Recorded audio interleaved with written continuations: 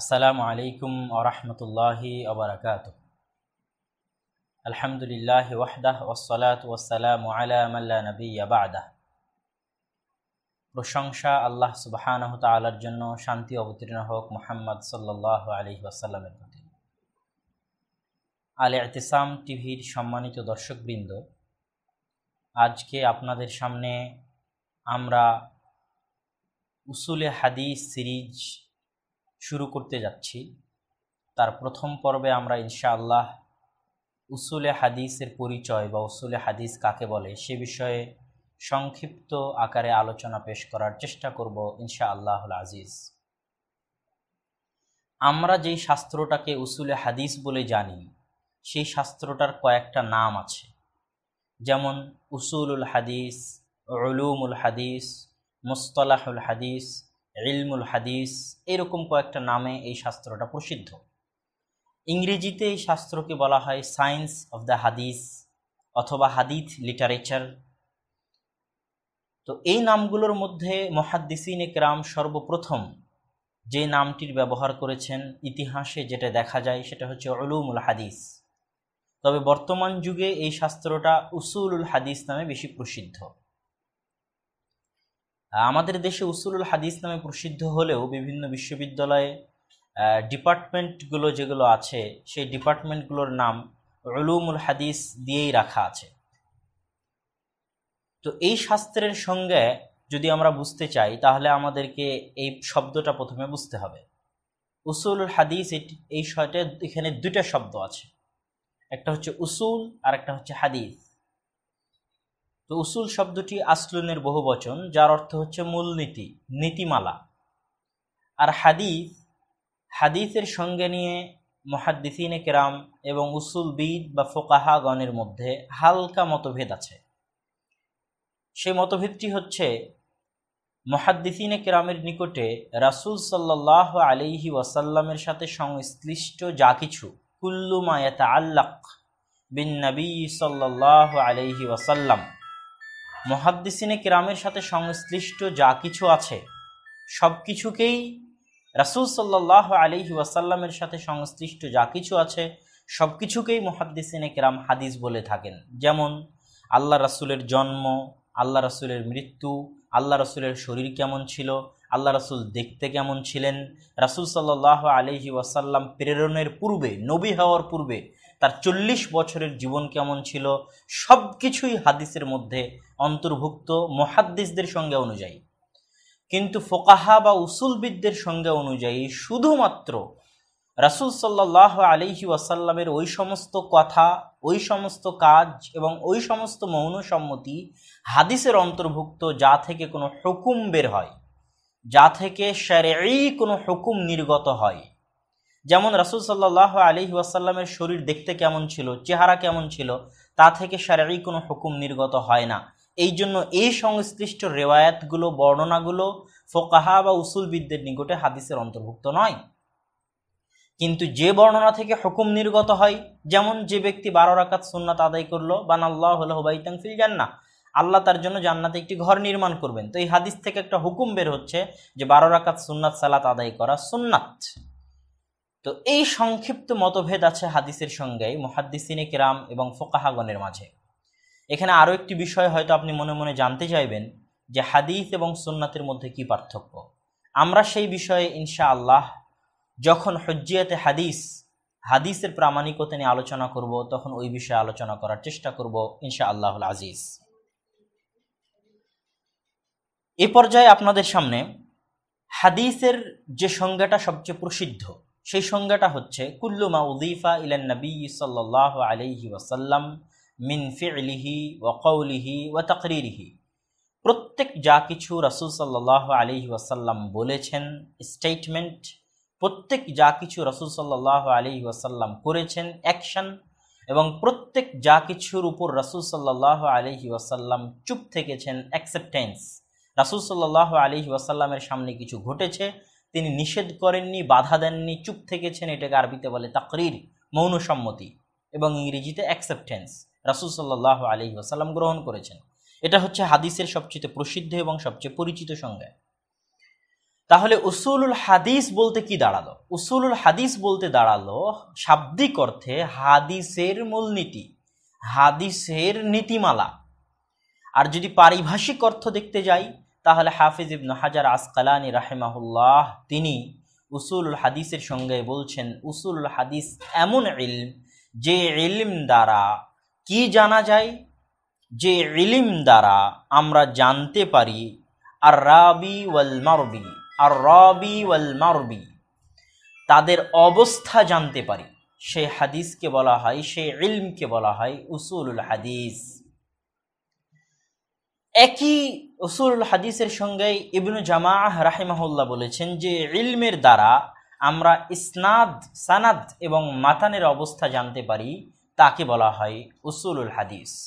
তো আপনার মনে প্রশ্ন জাগতে পারে যে রাবি মারবি কি, সানাদ মাতান কি? আসলে রাবি, সানাদ, মাতান এগুলো উসুলে হাদিসে সবচেয়ে বহুল ব্যবহৃত পরিভাষা, যা না জানলে আমরা পরবর্তী আলোচনাগুলো বুঝতেই পারবো না। তো সানাদকে আমরা ইংরেজিতে বলা হয় চেইন, আর আরবিতে বলা হয় সিলসিলাতুর রিজালিল মুসিলাতি ইলাল মাতান। যে হাদিসটা ইমাম বুখারী আমাদের নিকটে পেশ করতেছেন, সহিহ বুখারীতে আমরা যে হাদিসটা দেখতে পাচ্ছি, তো ইমাম বুখারী রাহিমাহুল্লাহ তো আর রাসূল সাল্লাল্লাহু আলাইহি ওয়াসাল্লামকে দেখেননি, তিনি 256 হিজরিতে মারা গেছেন। তাহলে 200 বছর পর তিনি যে একটা হাদিস লিখতেছেন তার বইয়ে, হাদিসটা তিনি কিভাবে পেলেন? অবশ্যই আল্লাহর রাসূল এবং ইমাম বুখারীর মাঝে কিছু ব্যক্তি আছে।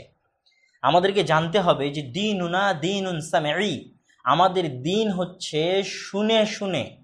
রাসূল সাল্লাল্লাহু আলাইহি ওয়াসাল্লাম থেকে সাহাবীরা শুনেছেন, সাহাবী থেকে তাবিরা শুনেছেন, তাবি থেকে তাবিরা শুনেছেন, এইভাবে আমাদের দিন আমাদের নিকটে পৌঁছেছে, শুনে শুনে আমাদের নিকটে পৌঁছেছে।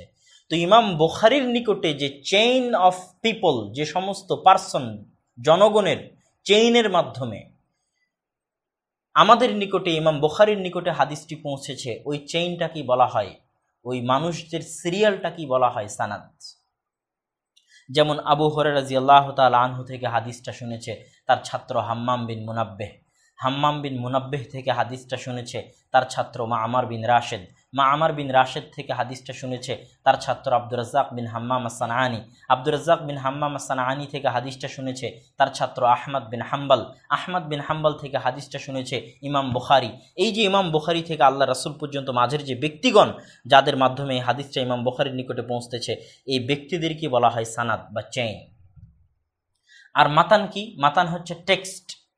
ইমাম বুখারী থেকে রাসূল সাল্লাল্লাহু আলাইহি ওয়াসাল্লাম পর্যন্ত পৌঁছার পর এবার ক্বালা রাসূলুল্লাহ সাল্লাল্লাহু আলাইহি ওয়াসাল্লাম, আল্লাহর রাসূল বলেছেন, বলে যে বাক্যটা শুরু হলো, যেটা আল্লাহর রাসূলের কথা, সেই কথাটুকু হচ্ছে মাতান, সেই কথাটুকু হচ্ছে টেক্সট।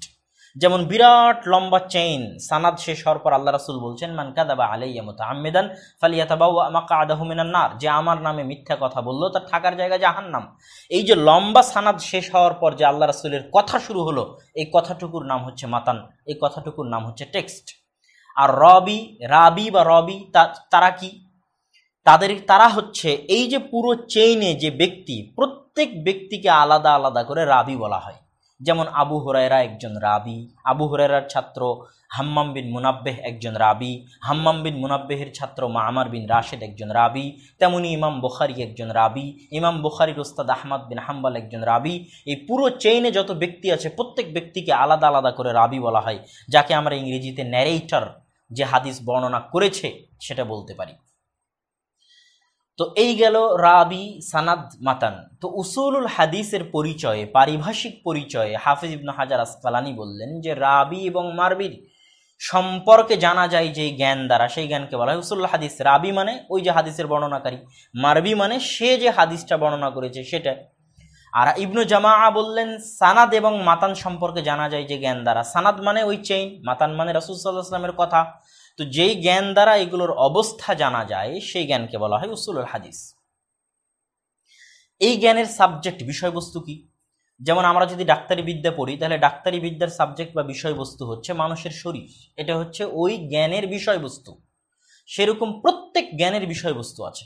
যেমন আরবি ভাষার একটা অংশ হচ্ছে নাহু, তো নাহু এর বিষয়বস্তু হচ্ছে আরবি বাক্য, সরফ এর বিষয়বস্তু হচ্ছে আরবি শব্দ, ঠিক সেরকম প্রত্যেক জ্ঞানের বিষয়বস্তু আছে।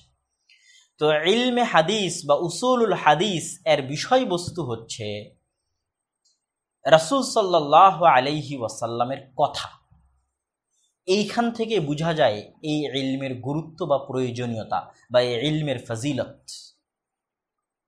কেননা এই ইলমে রাসূল সাল্লাল্লাহু আলাইহি ওয়াসাল্লামের কথাকে নিয়ে আলোচনা করা হয়, রাসূল সাল্লাল্লাহু আলাইহি ওয়াসাল্লামের কথাকে নিয়ে খেলা হয়। এই ইলমের বিষয়বস্তু হচ্ছে রাসূল সাল্লাল্লাহু আলাইহি ওয়াসাল্লামের কথা।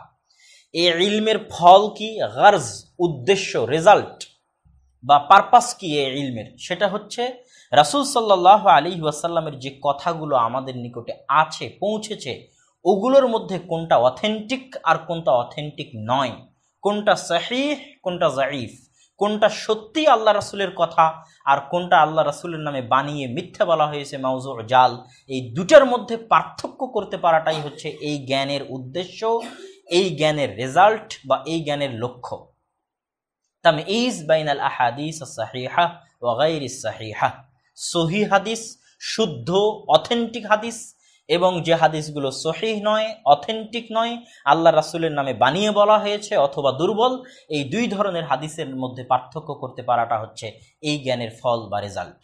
তো আমরা সংক্ষেপে উসুলুল হাদিসের পরিচয় দেখলাম, উসুলুল হাদিসের আমরা সাবজেক্ট দেখলাম, বিষয়বস্তু দেখলাম, আমরা উসুলুল হাদিসের লক্ষ্য এবং উদ্দেশ্য দেখলাম, এবং সর্বশেষে সংক্ষিপ্তভাবে উসুলুল হাদিসের প্রয়োজনীয়তা বলে আজকের সংক্ষিপ্ত আলোচনা শেষ করব ইনশাআল্লাহ। অনেকেই বলে থাকেন যে শাইখ আলবানী রাহিমাহুল্লাহ এত তাহকিক করে গেছেন, তারপরে আরও বহু আগের যুগের আলেম ওলামা ইবনে হাজার আসকালানি আর ইয়াহইয়া বিন মাঈন, আহমদ বিন হাম্বল, ইমাম বুখারী, আবু দাউদ, নাসাই, তিরমিজি সবাই তাহকিক করে গেছেন। এত তাহকিক হওয়ার পরেও এখনও কি ইলমে হাদিসের প্রয়োজনীয়তা আছে? আমরা আসলে এই প্রশ্ন তখনই উত্থাপন করি যখন আমরা ইলমে হাদিসটার বাস্তবতা বুঝতে পারি না। উসুলুল হাদিস শুধু হাদিসের জন্য জরুরি তা নয়। এমন কোনো ইসলামী শরীয়তের শাখা প্রশাখা নাই যেই শাখা প্রশাখায় উসুলে হাদিসের প্রয়োজনীয়তা নাই। কেন? আমি আগেই বলেছি, দীনুনা দীনুন সামঈ, আমাদের দিন হচ্ছে শুনে শুনে। যে তাফসির আমরা পড়ছি ওই তাফসির সানাদের মাধ্যমে এসেছে, যে হাদিসের ব্যাখ্যা আমরা পড়ছি ওটা সানাদের মাধ্যমে এসেছে, যে ফিকহ আমরা পড়ছি ওই ফিকহ সানাদের মাধ্যমে এসেছে, যে হাদিস আমরা পড়ছি ওটা সানাদের মাধ্যমে এসেছে, আল্লাহ রাসূলের যে জীবনী আমরা পড়ছি, আল্লাহ রাসূলের জীবনের ইতিহাস যে পড়ছি ওটা সানাদের মাধ্যমে এসেছে। অতএব প্রত্যেক ইসলামী শরীয়তের বিভাগ, সেটা ফিকহ হোক, সেটা তাফসির হোক, সেটা ইতিহাস হোক, সেটা আল্লাহ রাসূলের সিরা হোক, সবই যেহেতু সানাদ নির্ভর, আর উসুলে হাদিসের আলোচনার বিষয়বস্তুই যেহেতু সানাদের যাচাই বাছাই করা, সেহেতু ইসলামী শরিয়ার প্রত্যেক ইলমে হাদিসের মুখাপেক্ষী। ইলমে হাদিস হচ্ছে খাদেম প্রত্যেক জ্ঞানের। এই জন্য ইলমে হাদিসের প্রয়োজনীয়তা শেষ হওয়ার নয়। আপনি হয়তো ভাবছেন অনেক হাদিসের বইয়ের তাহকিক হয়ে গেছে, কিন্তু এখনও কত শত তাফসিরের বই আছে, কত শত হাদিসের বই আছে, কত শত ইতিহাসের বই আছে যেগুলোর তাহকিক হয়নি। হাদিসের বইয়ের মধ্যে মুআজামুত তাবারানির 3 খণ্ড, সুনানুল বাইহাকি, সুনানুদ দারাকুতনি, হিলিয়াতুল আউলিয়া, তারিখের বইয়ের মধ্যে তারিখে বাগদাদ, তারিখে দিমাশক, 30-40 খণ্ডের বইগুলোর এখন পর্যন্ত এই বইগুলোতে যত রেওয়ায়াত বর্ণনা আছে, যত ন্যারেশন, যত ট্র্যাডিশন আছে, এগুলোর এখন পর্যন্ত তাহকিক আমাদের সামনে আসেনি সঠিকভাবে, বিশুদ্ধভাবে। ঠিক যত তাফসিরের গ্রন্থ আছে, যেমন বিখ্যাত তাফসিরে কুরতুবী, তাফসিরে তাবারি, এগুলোরও যত বর্ণনা আছে সেগুলো তাহকিক, সেগুলো অথেন্টিক না নন অথেন্টিক। যত ফিকহ ফতোয়ার বই আছে, যেমন মুহাল্লা লি ইবনে হাজম, যেমন মুগনি লি ইবনে কুদামা, এগুলোর যত বর্ণনা আছে সেগুলোর মধ্যে কোনটা অথেন্টিক কোনটা অথেন্টিক নয়, এগুলোর তাহকিক এখন আমাদের সামনে আসেনি। অতএব আমরা যদি বলি যে ইলমে হাদিসের প্রয়োজনীয়তা নাই, তাহলে এটা আমাদের জ্ঞানহীনতার পরিচয়। ইলমে হাদিসের প্রয়োজনীয়তার কয়েকটা স্তর। 1 নাম্বার, যেগুলোর তাহকিক হয়নি সেগুলোর তাহকিক হতে হবে, এটার জন্য উসুলে হাদিসের প্রয়োজন আছে। যেগুলোর তাহকিক হয়েছে সেগুলোর মুরাজাআহ, দ্বিতীয়বার সেগুলোর উপর মুরাজাআহ হতে হবে। কেন? আমার শ্রদ্ধেয় উস্তাদগণ বলতেন যে আগের যুগের আহমদ বিন হাম্বল, ইমাম বুখারী, তাদের ছিল কঠিন ও কঠোর এবং তুখর স্মৃতিশক্তি। আমাদের এরকম স্মৃতিশক্তি নাই, কিন্তু আমাদের এই যুগে আল্লাহ সুবহানাহু ওয়া তাআলা নে'মা হিসেবে কয়েকটা জিনিস দিয়েছেন।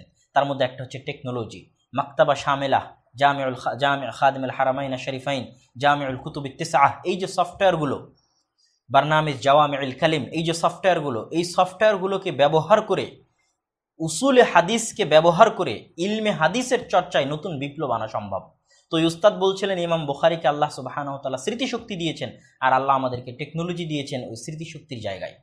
তো আমরা এই আধুনিক টেকনোলজিকে ব্যবহার করে ইলমে হাদিসের যত তাহকিক অতীত হয়েছে সবগুলোর উপর মোরাজা করতে পারি। এটা হচ্ছে দ্বিতীয় প্রয়োগ ইলমে হাদিসের, উসুলে হাদিসের। তারপরে তৃতীয় প্রয়োগ হচ্ছে বর্তমান যুগেও নতুন নতুন হাদিস তৈরি করা হচ্ছে, যা অতীত যুগের কোনো বইও পাওয়া যায় না। যেমন চাঁদের খবর আপনি এতজনকে পাঠালে জান্নাতে চলে যাবেন, লা ইলাহা ইল্লাল্লাহ এই কালেমা আপনি এতজনের সাথে শেয়ার করলে আপনি জান্নাতে চলে যাবেন, যা মনে চাইবেন তাই পাবেন। বর্তমান ফেসবুক এবং হোয়াটসঅ্যাপের যুগে নতুন নতুন হাদিস তৈরি হয়েছে, যে এই মিথ্যা হাদিসগুলো অতীতের গ্রন্থগুলোতেও তাহকিক করা হয়নি। তো যত দিন যাবে এবং আল্লাহ রাসূলের নামে যত নতুন মিথ্যা কথা তৈরি হবে, সবগুলোকে আলাদা করার জন্য এবং দিনকে হেফাজত করার জন্য চিরদিন এবং যুগে যুগে ইলমে হাদিস বা উসুলে হাদিসের প্রয়োজনীয়তা রয়েছে। আল্লাহ সুবহানাহু ওয়া তাআলা আমাদেরকে ইলমে হাদিস বা উসুলে হাদিসের এই সিরিজ থেকে জ্ঞান হাসিল করার তৌফিক দান করুন।